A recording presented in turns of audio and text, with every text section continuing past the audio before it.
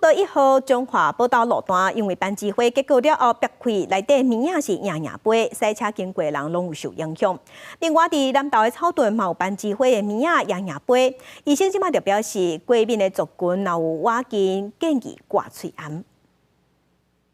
民众赛车翕到这白色的面一直安尼飞过来，看起来就敢若在落雪，但这是时速超过100的国度，驾驶人真烦恼，会影响到看路。分析是多少会，因为会想要看，对我们驾驶人在那个行车安全的话，多少会有一些危险。当年3、4月份是班机火的开花期，5月是班机火结果的季节。那季节爆开了后，这班机的面就会对风飞走。虽然讲看起来敢若5月在落雪真水，但是各道警方拢会提醒讲，在各道1号的北斗路段拢会有这种景象，驾驶人赛车是更较应该提高警觉。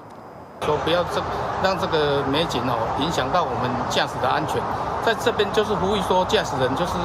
要跟前车保持安全距离，